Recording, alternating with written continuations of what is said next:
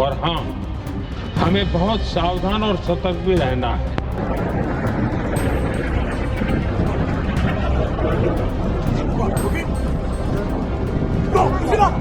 जिस क्षेत्र में युद्ध हो रहा है, वो दुनिया के दूसरे देशों के साथ हमारे व्यापार का भी एक महत्वपूर्ण रास्ता है।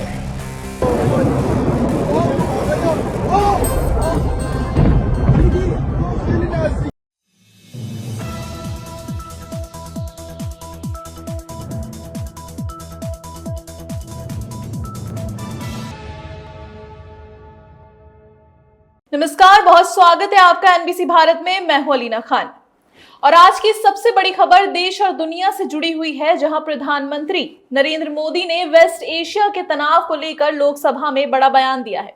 वेस्ट एशिया में बढ़ रही जंग दुनिया भर में चिंता का विषय बन चुकी है और अब इसका असर भारत पर भी पड़ने का अंदेशा जताया जा रहा है। सोमवार को लोकसभा में बोलते हुए पीएम नरेंद्र मोदी ने अमेरिका, इजराइल और ईरान के बीच बढ़ रहे संघर्ष पर गंभीर चिंता व्यक्त की।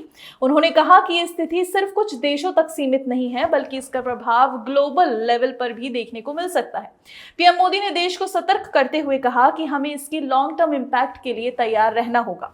उन्होंने कोविड-19 का जिक्र करते हुए कहा कि जैसे हमने पैंडेमिक के दौरान मुश्किल का सामना किया, वैसे ही अब भी हमें हिम्मत और धैर्य के साथ आगे बढ़ना होगा।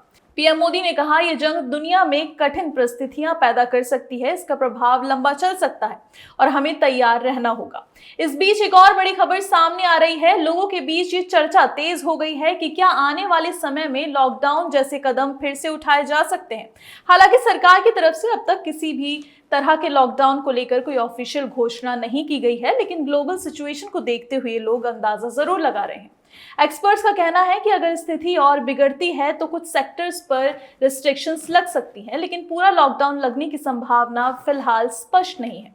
वेस्ट एशिया में बढ़ रही इस जंग का सीधा असर ग्लोबल इकोनॉमी पर पड़ सकता है। ऑयल प्राइसेस में उछाल आ सकता है और इसका प्रभाव भारत जैसे देशों पर भी पड़ेगा, लेकिन सरकार लगातार कोशिश कर रही है कि देश पर इसका कम से कम असर हो। अगर ये कॉन्फ्लिक्ट लंबा चलता है तो आम आदमी को कुछ मुश्किलों का सामना करना पड़ सकता है, जैसे पेट्रोल डीजल के दाम बढ़ सकते हैं, महंगाई बढ़ सकती है, सप्लाई चेन प्रभावित भी हो सकती है। पीएम मोदी ने अपने भाषण में देशवासियों को शांति और संयम बनाए रखने की अपील की है। उन्होंने कहा कि मुश्किल समय में ही देश की असली ताकत सामने आती है। तो वेस्ट एशिया की ये जंग सिर्फ एक रीजनल मुद्दा नहीं है, बल्कि ग्लोबल क्राइसिस बन चुकी है और भारत भी इससे अलग नहीं है। लॉकडाउन को लेकर अफवाहों और अंदाजों के बीच सबकी नजर अब सरकार के अगले कदम पर टिकी हुई है। फिलहाल के लिए इतना ही। मैं हूं अलीना खान, आप देखते रहिए एनबीसी भारत।